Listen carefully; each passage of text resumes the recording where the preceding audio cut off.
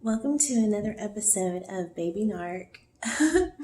Before I start this video, I just want to say that if you're involved in a narcissistic relationship, get out. Just get out. If you're married to this person, financially obligated to this person, have 20 kids by this person, I don't care what it is, just get out. You would be happier living under a bridge eating dirt than staying one more minute with that psycho that you're with. All right, so here's what happened today. Look, I'm crying again because that's what I do. I cry. So I get a nasty text this morning. And this wasn't even just a text. This was like a full-blown novel that he wrote.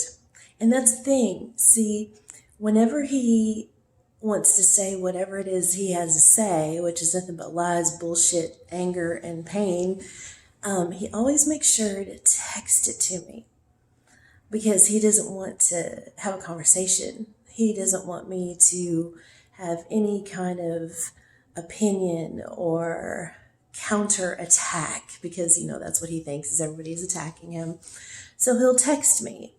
And he would rather spend, 15 minutes writing 8,000 texts to me about how horrible I am and how I'm against him than actually just calling me or even stopping by. I live down the street from this fucker, and he just doesn't want to have any interaction with me. He wants to just blast me with whatever he has to say and be done with it, and then, not have any other opinions about what he has to say.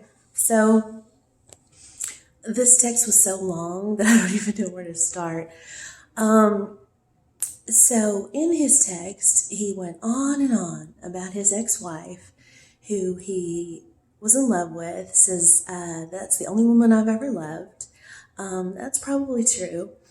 And she cheated on him multiple times. She was a titty dancer and a whore and a drug addict and left their daughter. Yeah. But I'm the bad guy. So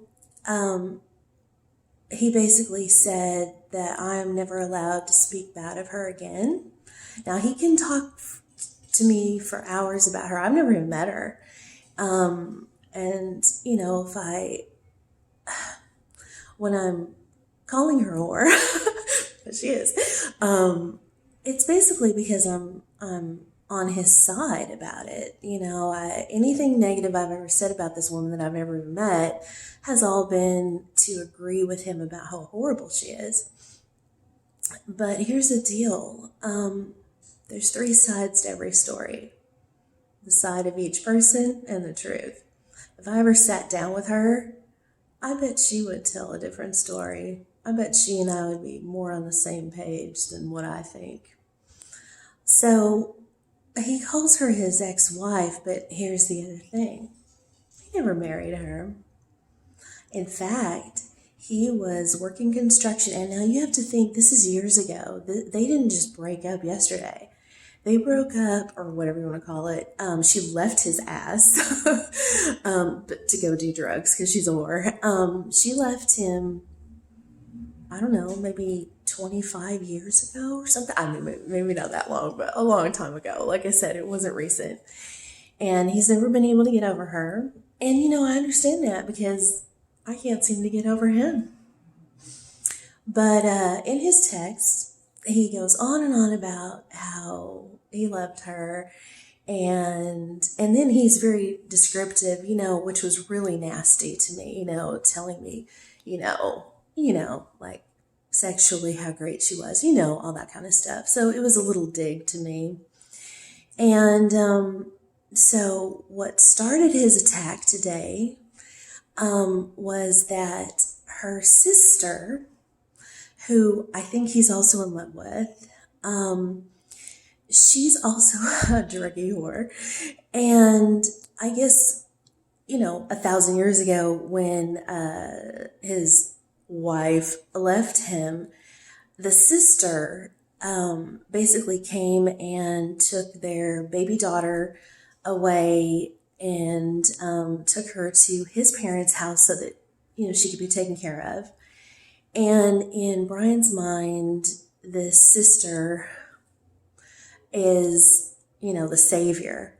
So, and I understand that. I mean, even if he wasn't a narcissist, we all connect with people who rescue us. That's just normal. And I guess she's done things for him throughout the years. Well, of course she has, because narcissists get everyone to do stuff for them. And she has stayed in his life. But here's the thing. She always has a man. She has multiple children by different baby daddies. She's a felon. I don't know if he knows that, but I know that. And she's just horrible.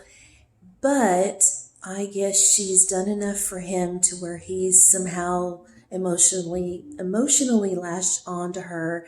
And is he in love with her? I don't know. I don't even know what he thinks love is, but nevertheless, so throughout our relationship, he has fucked me over with this sister. Now, whether he sleeps with her, who knows? Probably, I don't know. But in my other videos, I'll tell you the whole story about her. But basically, a few weeks ago, Brian's daughter was in town. She's an adult. She came in town. She lives a few states away, and so now I don't live with Brian, thank God. And that's the thing. I have no real connection to him in a way to where I could walk away. I could walk away right this minute. I have no obligations with him. We don't have kids. We don't live together. We don't own property. We don't own a dog. We don't own anything. So I could, if I was smart, and hopefully I will get smart, I could just walk away and never talk to him again, and it wouldn't even affect my life. It's not like I would have to divorce him or split up property or anything like that. So if you're in that situation and you could walk away easily, man, fucking do it. Do it. Turn off my video right this minute and do it. I'm serious. Please just save yourself more hell that you're going to go through, because you will.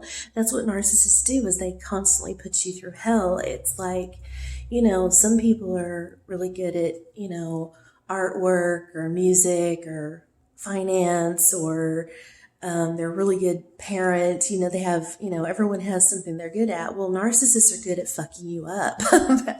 That's their career. So, walk away if you can.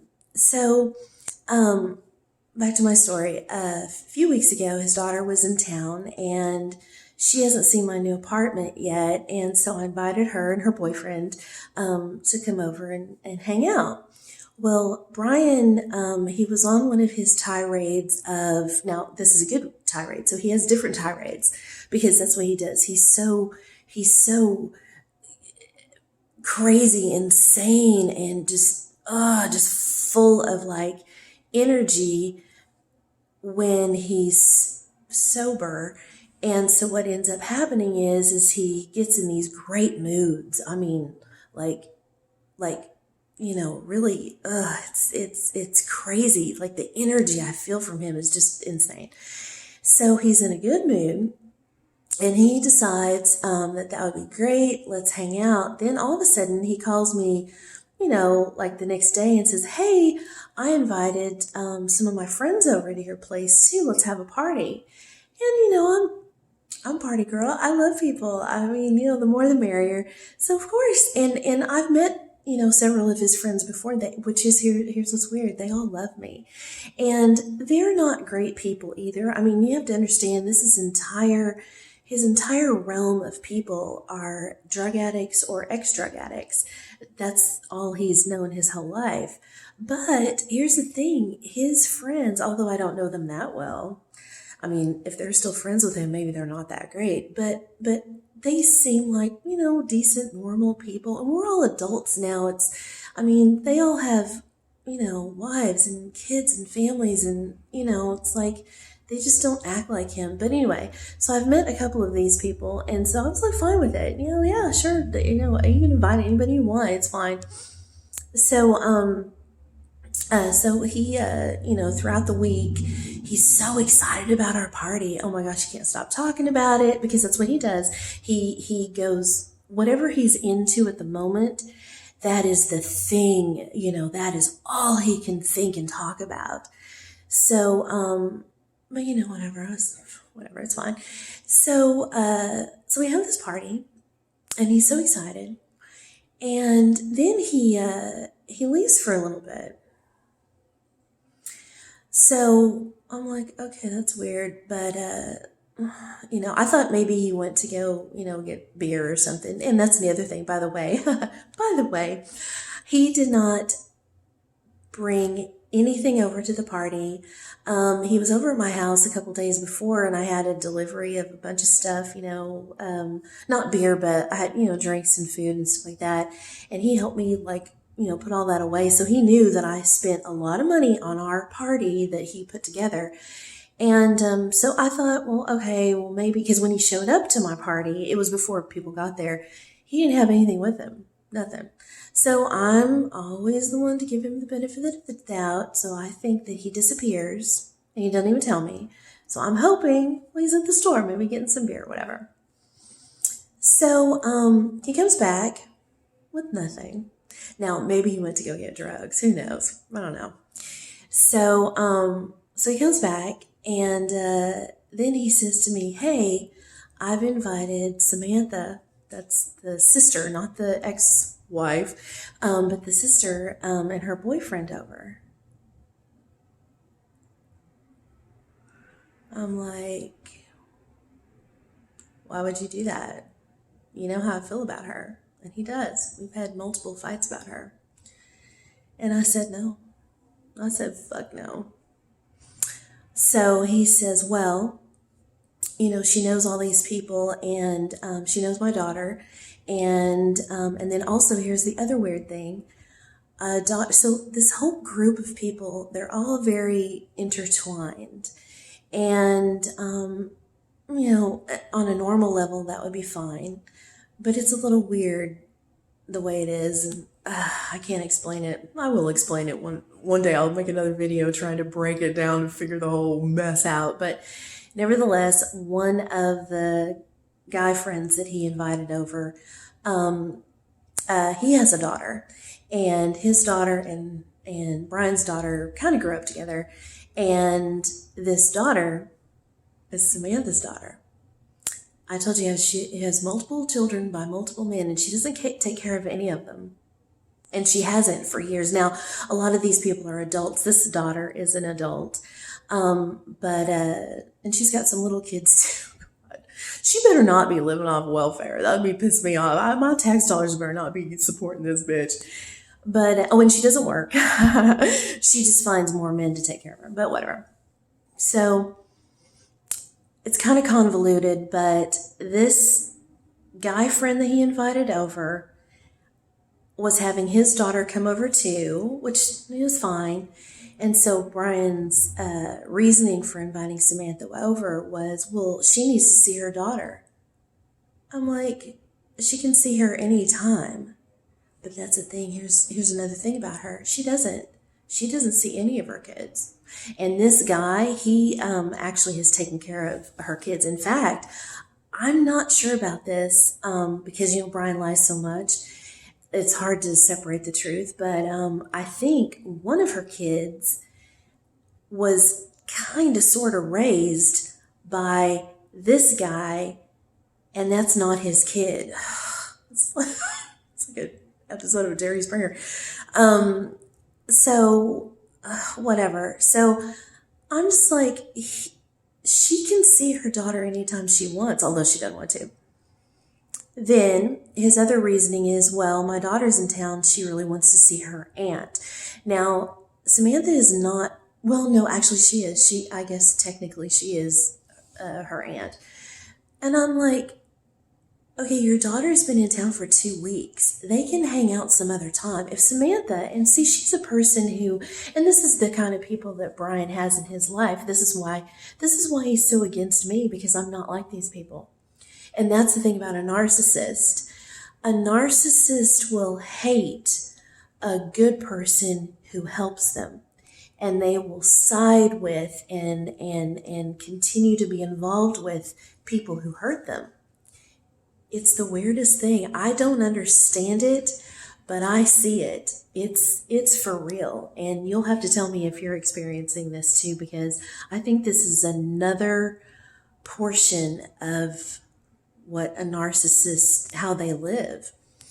So, it's so convoluted. So I say, no, she can't come over now. And he's like, well, she's coming over with her boyfriend, like trying to say, well, if her boyfriend's here, I'm not messing with her, whatever. So I say no. Well, guess what happens? You know what happens. So he leaves the party. Now, I accuse him of leaving the party to go hang out with her. And of course, he lies and says, oh, how horrible I am for even suggesting that. I'm fucking crazy. I'm insecure. All I do is accuse him. I think he's fucking around on me. I'm fucking nuts, blah, blah, blah, blah, blah. So I'm like, okay, whatever. So we have this party. Well, I have this party with all of his friends.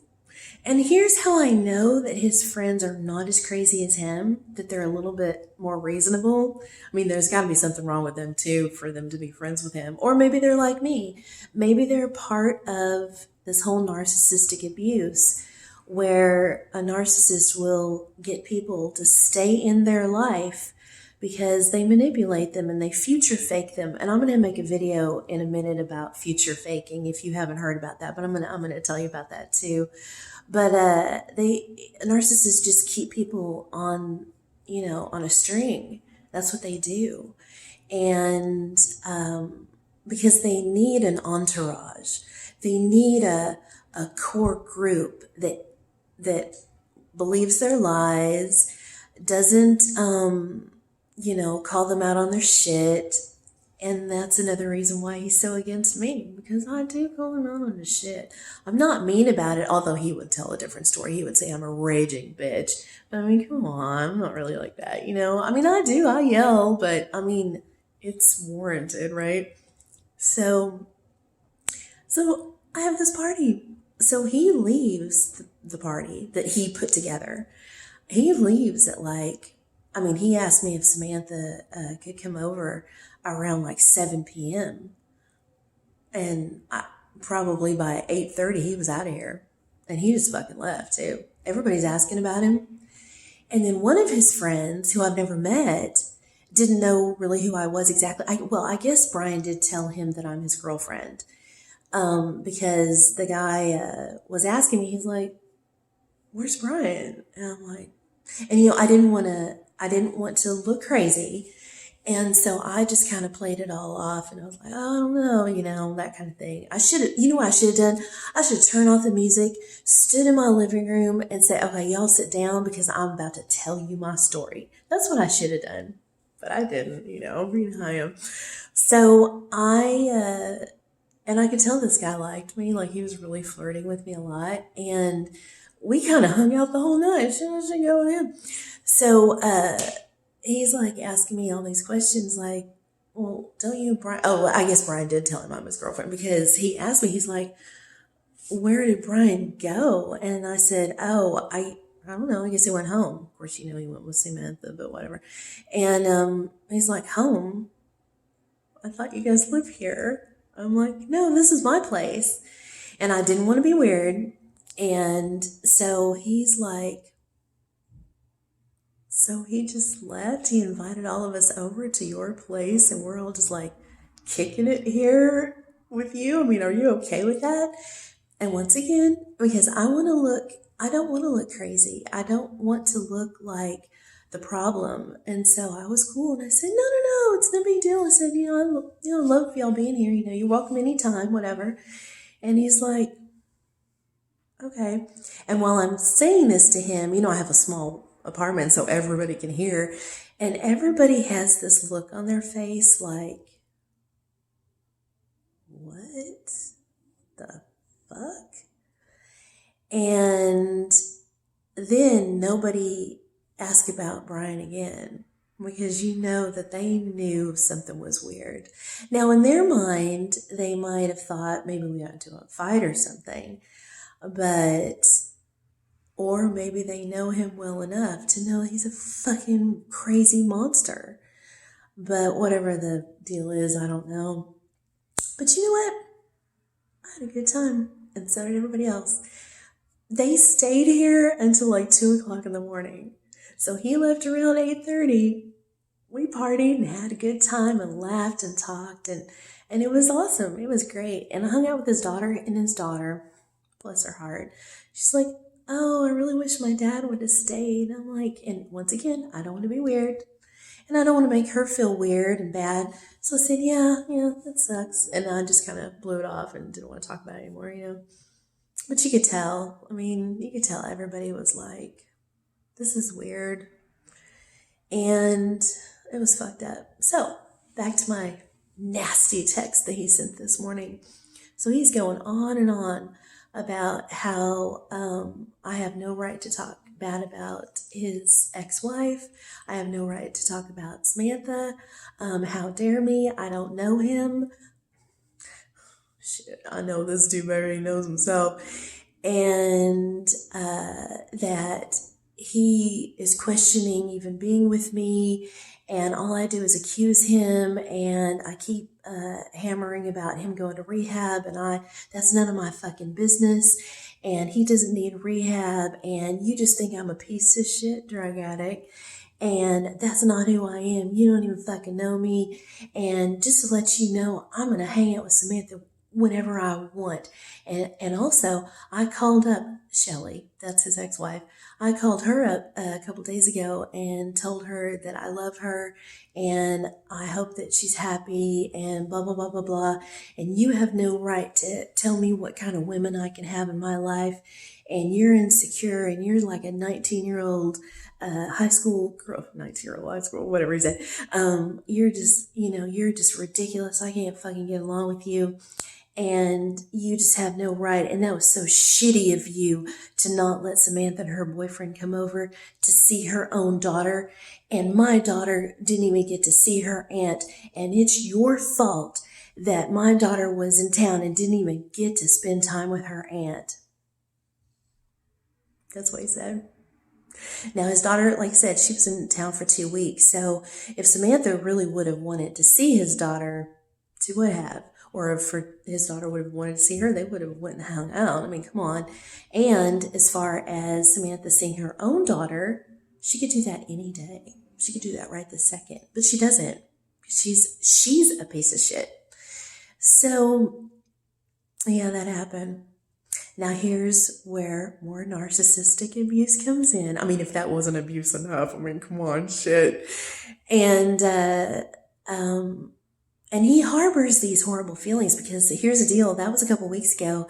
And the past week, he's been he smokes meth. I mean, he does everything. He'll do anything. I mean, shit, you give him anything. You tell him an aspirin is drugs, he'll fucking take it. I mean, that's how crazy he is. But yeah, he's been on meth. And when he's on meth, here's the fucked up part.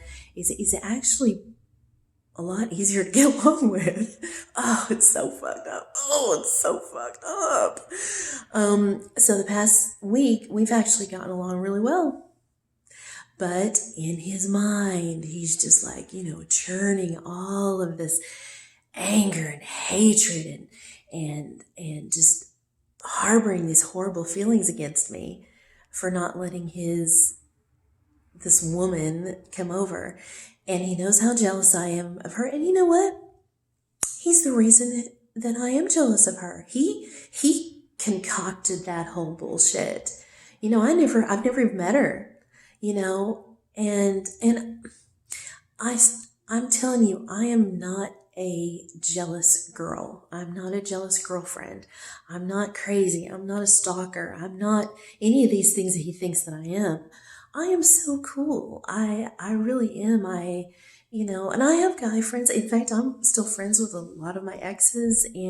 But here's the thing though, I don't hang out with them and I don't paint a picture to Brian that I'm, doing anything with these guys. And even if he did really get jealous about that, if he really had a problem with me talking to an ex, of course I would choose him over the ex. I mean, that's the point of an ex, is you're not together anymore. So if that ex is coming in between your relationship with the person you're with now, then you've got to pick the relationship that you're in now. I mean, that's normal. And I've never said that he can't hang out with Samantha. I've never said I should. Normal women would. Normal women would have a problem with that. But his excuse is always that she's got a boyfriend. And she's a drug addict and she lives in a motel. I mean, God bless her, whatever. But still, she's a piece of shit. She won't work, and she gets with men and has their kids. See how she's a narcissist too. She gets with men and has their children because in that way she'll have a connection to them, and then they'll take care of her and her kids. This is how she got that one friend of his who's actually pretty cool. He's a good guy, and that's how he helped raise one of her kids. It's not even his. I mean, it's so fucked up. So, last part of this little story is, at his end of his tirade, 50-page novel that he wrote to me this morning, he says that, because it sounds like he's basically, as I'm reading through it, he's basically being like, okay, don't ever fucking call me again kind of thing, we're done. But of course, at the end of it, because this is how he manipulates me, at the end of it, he says, well, I just need a few days to get my head straight and really think about things with you, and if I want to continue things with you. But of course he does. Yeah, he'll be back. Yeah, a couple days will go by, and he'll be calling me. And then he will either, because he has two choices, because narcissists, they have a cycle. They do everything repetitively. And there's only so many things that they do. And you can call it, him telling me that I don't know him. Yeah, right. I fucking know this dude. Y'all know this dude by now. So he says, or when he comes back, he's going to say to me either two things. Either he's going to act like he never even texted any of that and not want to talk about it, because he doesn't like to talk about things. That's probably what he'll do, because he usually chooses the easier option. Because he says, all you want to do is fight with me. Like I pick fights. Yeah. I didn't invite one of my guy people over to our party. In fact, everybody at this party was related to him in some sort of way. There was one person that I invited over. I should have invited a couple of people. Oh, here's the other thing, just real quick. So he asked me about this guy that was kind of flirting with me. And I told him, I said, I guess the guy asked about me to the friend. I know it's very convoluted, but the guy asked about me, and Brian got wind of that. So we didn't get into a fight about it, but he was like, oh, so, heard you had a good time at our party. Yeah, our party that you fucking left turned into my party, you fucker. So, so he didn't like that. He didn't like that guy and I had a good time, and I guess that was reported back to him, but whatever. So, when Brian comes back in a couple days, because he will, he will either just not even speak of the whole matter. That's probably what he'll do. Or he will, this is the weird thing, the flip. It's so extreme. Or he'll apologize and cry. He cries a lot. I mean, tears. And me too. This is a very crying relationship. And although his tears are alligator tears, they're just for manipulation. Mine are actual real tears. So the other option is he'll cry and tell me, oh my God, I can't lose you, and sorry, I'm such a horrible piece of shit to you, and you're right, I should have never invited Samantha over. What will gauge his choice? Here's what will gauge his choice. And I guess it's my choice.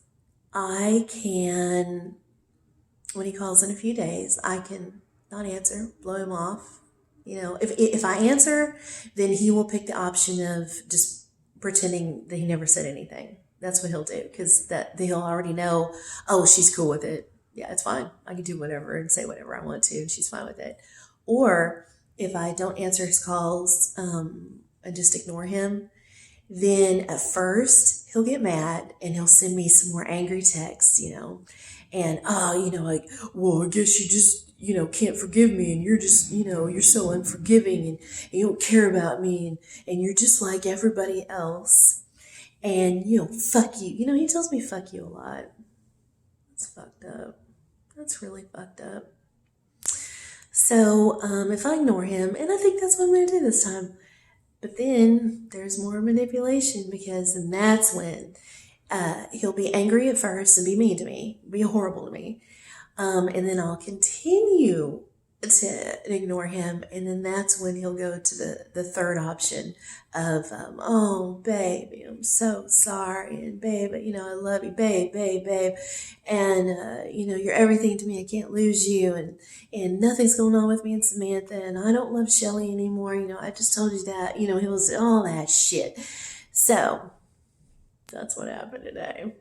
So, well, thank you for listening to another episode of Baby Narc. I'm going to make a video about future faking. Stay tuned for that. Bye.